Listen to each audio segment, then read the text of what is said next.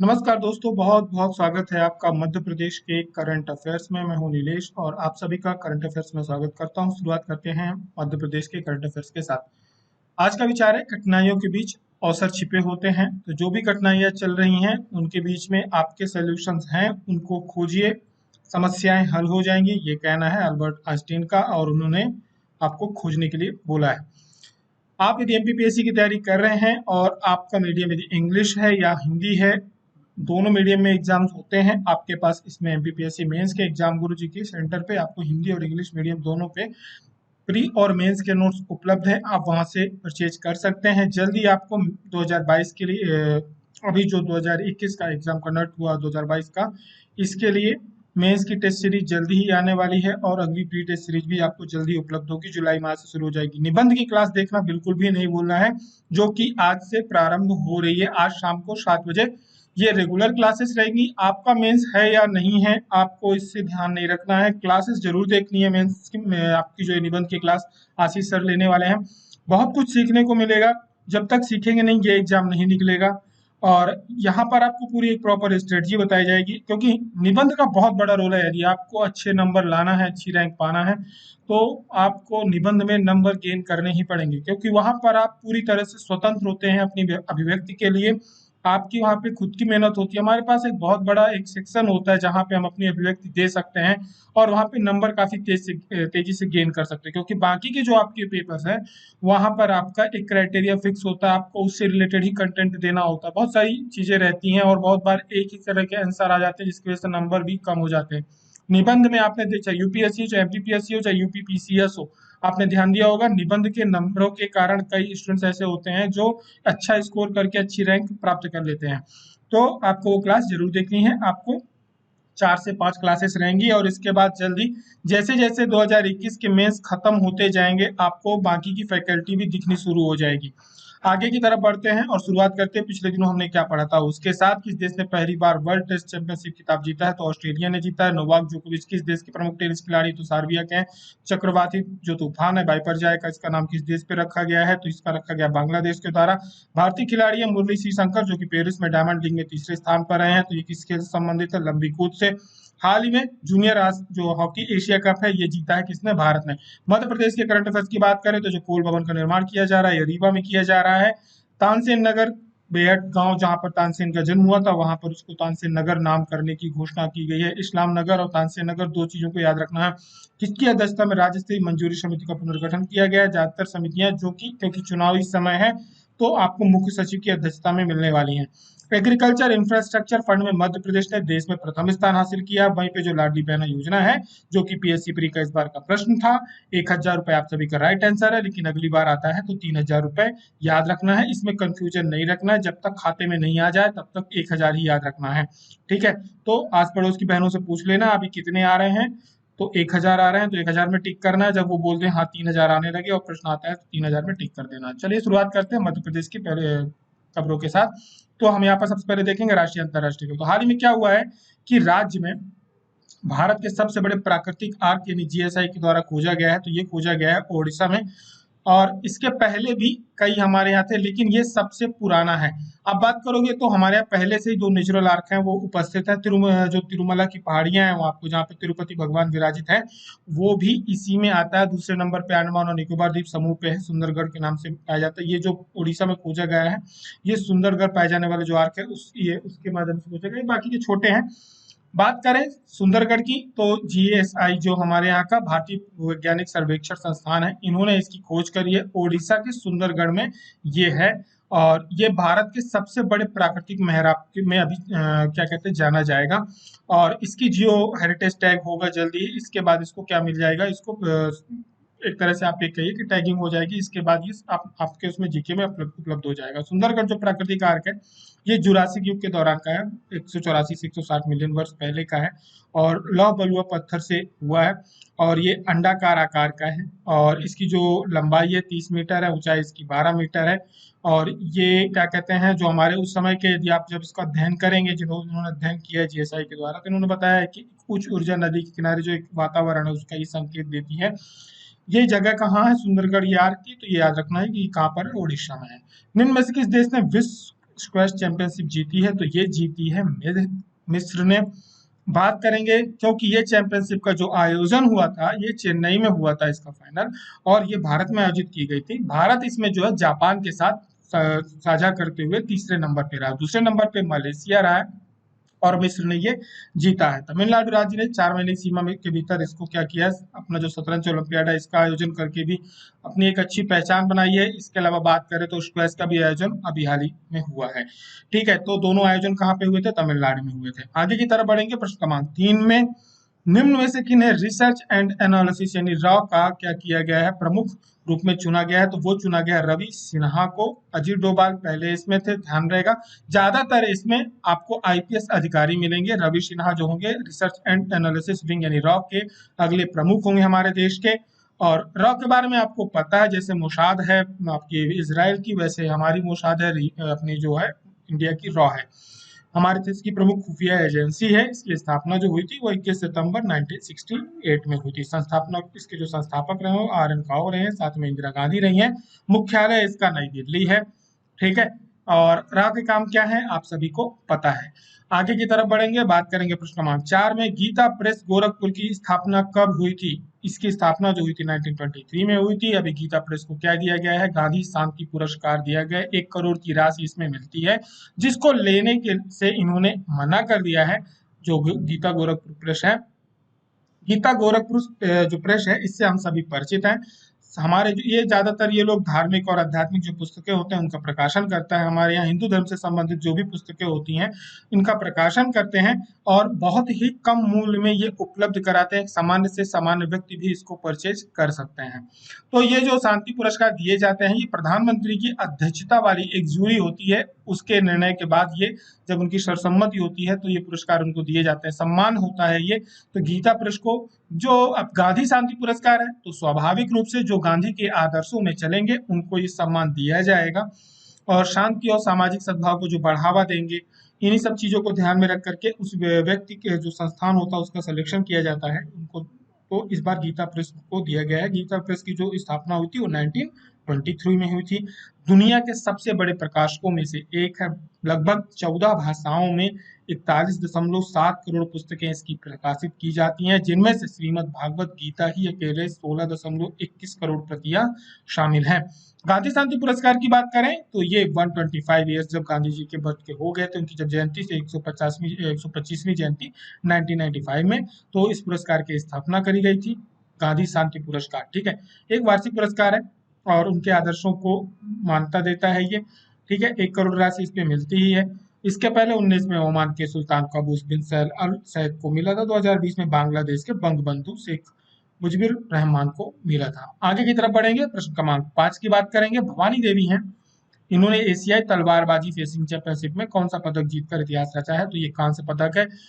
कांस्य पदक जीत करके इतिहास इसलिए रचा है क्योंकि भारत का जो नाम है वर्तमान में यदि आप बात करें तो तलवारबाजी में बहुत ही पीछे है, लेकिन हमारे देश की ये पहली तलवारबाज है जो ओलंपिक में भी पहुंची थी। बहुत अच्छा प्रदर्शन किया था इन्होंने, लेकिन पदक नहीं जीत पाई थी, लेकिन हमारे लिए हम वहां तक पहुंचे तो सही। ठीक है, तो अभी इन्होंने क्या किया, एशियाई तलवारबाजी में इन्होंने पार्टिसिपेट किया था। इसका जो आयोजन किया गया था एशियन फेंसिंग कॉन्फेडरेशन द्वारा किया गया था। इसके पहले इसका पहला चैंपियनशिप 1973 में तेहरान में आयोजित की गई थी। फिर बाद में महाद्वीप में कुछ गतिविधियां अलग रही, लड़ाई झगड़े रहे, जिसकी वजह से रुक गई थी। फिर 1989 में फिर से शुरू हुई। 2007 से ये प्रतिवर्ष आयोजित की जाती है। आगे की तरफ बढ़े, यदि आप एमपीपीएससी प्री की तैयारी कर रहे हैं तो नोट्स परचेज कर सकते हैं, एग्जाम गुरुजी के प्लेटफॉर्म पे उपलब्ध है। दोनों में 9 बुकलेट है। आगे की तरफ बढ़ेंगे, बात करेंगे मध्य प्रदेश के करंट अफेयर्स की। निम्न में से कौन मध्य प्रदेश का दूसरा हर घर जल जिला बना है, तो वो बना है कौन सा, निवाड़ी बना है। और मध्य प्रदेश का जो निवाड़ी जिला है प्रदेश का दूसरा हर घर जिला है। यहाँ पर पेय योग्य जल मध्य प्रदेश के जो योजना चल रही है भारतवर्ष में हर घर जल, तो ये इसमें पेय योग्य जल उपलब्ध कराया जाता है। तो निवाड़ी के लगभग सभी गांवों में ये पहुंच चुका है, और अभी तक हम लोगों ने 50% का टारगेट अपना पूरा कर लिया, लेकिन निवाड़ी पे 100% 55,645 जो ग्रामीण घर हैं वहां तक ये नल पहुंच चुके हैं। आगे की तरफ बढ़ेंगे, बात करेंगे सरकार ने अभी हाल ही में क्या हुआ कि मध्य प्रदेश की सहकारिता नीति अपडेट करी है। तो अब वो जो हमारे यहाँ सहकारिता नीति है वो 2023 कहलाएगी। पिछले एमपीपीएससी के कई पेपरों में नीति से संबंधित प्रश्न पूछे जा चुके हैं कि मध्य प्रदेश में इससे जुड़ी हुई कौन सी नीति चल रही है। तो मध्य प्रदेश की आपको सहकारिता नीति 2023 याद रखनी है। मध्य प्रदेश में 2023 की सहकारिता नीति चल रही है। अब इसको क्या है कि केंद्र सरकार के द्वारा इसी वर्ष जो अभी गठन हुआ है केंद्र सरकार का 2019 में, तो इसमें इन्होंने सहकारिता मंत्रालय एक अलग से बना दिया, जिसके मंत्री हैं कौन है, गृह मंत्री अमित शाह है। अब इसके बाद क्या है, सहकारिता को एक अलग तरह से धीरे धीरे इसको आगे बढ़ाया जा रहा है, क्योंकि इसमें बहुत सारे लोग समूह में काम करते हैं, बहुत बड़ा एक रोजगार भी उपलब्ध कराता है, और एक अपने आप में ज्यादा इंफ्रास्ट्रक्चर सरकार को खर्च करने की जरूरत नहीं पड़ती, और जन जन तक लोगों की क्या हो जाती है, पहुंच हो जाती है। तो इन्हीं सब चीजों को ध्यान में रखते हुए हमारे यहाँ की जो सहकारिता नीति पुरानी चल रही थी उसको हटा करके नवीन नीति लाई गई है। बहुत सारे नियम परिवर्तन होते हैं उसमें, और सहकारी नीति जो होती है एमपीपीएससी के मुख्य परीक्षा का एक टॉपिक भी है। ठीक है, इसके अंतर्गत आपको कृषि, आपका दुग्ध उत्पादन हो गया, जैसे सांची है, आपका अमूल है, ये भी सब सहकारी समिति के माध्यम से ही चलते हैं। और आपके जो अन्न, ये अनाज वगैरह आपके जो बिकते हैं वो भी आपकी सोसाइटियों में ही बिकते हैं। ठीक है, तो इन्हीं सब चीजों को इसमें अपडेट किया गया है। ध्यान रखना, सहकारी नीति अब 2023 लागू हो गई है। वीरांगना दुर्गावती की जो गौरव यात्रा है, इसका शुभारंभ कहाँ से किया गया है, तो ध्यान रखना इसका शुभारंभ बालाघाट से किया गया है। रानी दुर्गावती की जो क्या कहते हैं 27 जून को इनका बलिदान दिवस है, और ये यात्रा जाकर के समाप्त शहडोल में होगी, और ये बालाघाट से प्रारंभ होगी, छिंदवाड़ा, सिंग्रामपुर, कलिंजर फोर्ट और धौहनी जो कि सीधी में आता है, यहाँ से अलग अलग जगहों से प्रारंभ होगी और जा करके शहडोल में समाप्त होगी, जो 27 जून को यहाँ पर प्रधानमंत्री का कार्यक्रम होगा इसके समापन के समय पे, बलिदान दिवस के दिन। दूसरी बात, रानी दुर्गावती के बारे में आपको बहुत सारी बातें जो भी मिलती हैं, उनको फैक्ट्स को आपको एक जगह लिखते चलना है, क्योंकि ये उनका 499 जो वर्ष है, वो जन्म वर्ष है, वो अभी चल रहा है, और अक्टूबर से उनकी 500वीं जयंती प्रारंभ हो जाएगी। और जब भी 500वीं जयंती, 100वीं, 50वीं ऐसी जयंतियां होती है, तो उस व्यक्तित्व के बारे में बहुत सारी बातें आपको लिख के रखनी चाहिए, क्योंकि परीक्षा की दृष्टि से बहुत महत्वपूर्ण हो जाता है। ठीक है, इसके अलावा प्रधानमंत्री के कार्यक्रम में सिकल सेल एनीमिया से मुक्ति दिलाने के लिए कार्यक्रम भी लॉन्च होगा, साथ ही में आयुष्मान कार्ड का प्रतीकात्मक वितरण भी किया जाएगा। तो जो भी कार्यक्रम होंगे प्रधानमंत्री की 27 जून को, तो करंट अफेयर से संबंधित होंगे, उसको हम लेकर के वहां पर आएंगे। प्रश्न क्रमांक 9 की बात करें तो हाल में प्रधानमंत्री ने मन की बात में निक्षय मित्र मीनाक्षी छत्री का क्या किया है, योगदान का जिक्र किया है। ये किस जिले से है, तो ये है कटनी की रहने वाली है। अभी इन्हें हाल ही में क्या हुआ कि मन की बात कार्यक्रम में प्रधानमंत्री के कटनी की रहने वाली जो निक्षय मित्र हैं, इनको ब्रांड एम्बेसडर बनाया गया। 13 वर्ष की हैं, इन्होंने अपने गुल्लक फोड़ करके टीबी के लिए, इलाज के लिए लोगों की मदद करी थी, लोगों को जागरूक करती, बहुत ही ज्यादा ही सोशल एक्टिव है टीबी को लेकर के। तो इस वजह से प्रधानमंत्री ने इनकी कम उम्र और इतने बड़े कार्य के लिए, इनका योगदान के लिए इसका जिक्र किया है। तो याद रखना है, कटनी की रहने वाली है। प्रधानमंत्री के कार्यक्रम में आने के बाद वो व्यक्ति क्या हो जाता है, करंट अफेयर्स और एमपीजी आपके जो जीके के प्रश्न होते हैं उसके लिए महत्वपूर्ण हो जाता है। मध्य प्रदेश की मूल गौवंशी और भारतीय उन्नत नस्ल की दुधारू गाय हेतु एक पुरस्कार योजना चल रही है। इसमें कितने रुपए की राशि प्रथम पुरस्कार में दी जाती है, तो इसमें 2 लाख रुपए की राशि दी जाती है। इसमें बात होती है जैसे हमारे यहाँ की मालवी गाय है, ठीक है, तो इसके जो वंश को आगे बढ़ाते हैं। इसके अलावा फिर भारतीय नस्लें हो गई, आपकी साहिवाल हो गई, गिर हो गई, तो इन सब पे जो नस्लों पे आगे बढ़ाते हैं, इनका दुग्ध पालन करते हैं, उनको ये पुरस्कार दिए जाते हैं। 2 लाख रुपए का प्रथम पुरस्कार होता है, फिर द्वितीय पुरस्कार 1 का होता है, तृतीय पुरस्कार आपका 50,000 रुपए का होता है। तो ये था हमारा मध्य प्रदेश और राष्ट्रीय अंतरराष्ट्रीय का करंट अफेयर्स। आपके भी कुछ सुझाव है तो आप नीचे कमेंट करके जरूर बता दें, अब हम उसमें सम्मिलित करेंगे। आप लोगों के सुझाव है, आप लोगों की वीडियोस हैं, आप लोगों के लिए बनाए जाते हैं, आप लोगों की कोई आवश्यकता है या सुझाव है तो कमेंट करके जरूर बताया करें, हम उस पर कार्य करने की पूरी कोशिश करेंगे। पिछले दिनों हमने आपसे प्रश्न पूछा था कि महाराजा छत्रसाल की राजधानी थी, काफी अच्छा प्रश्न था, लेकिन उत्तरों की जितनी उम्मीद थी उतनी नहीं आती है। आप सभी लोग इंटरेस्ट नहीं ले रहे हैं, ये छोटे प्रश्न नहीं होते। यदि आप एमपीपीएससी की तैयारी कर रहे हैं, एग्जाम्स की तैयारी कर रहे हैं, क्योंकि यदि आप करंट अफेयर देखते हैं तो कहीं ना कहीं आप तैयारी तो कर रहे हैं, तो कोशिश करा करिए कि इनके आंसर जरूर दिया करें।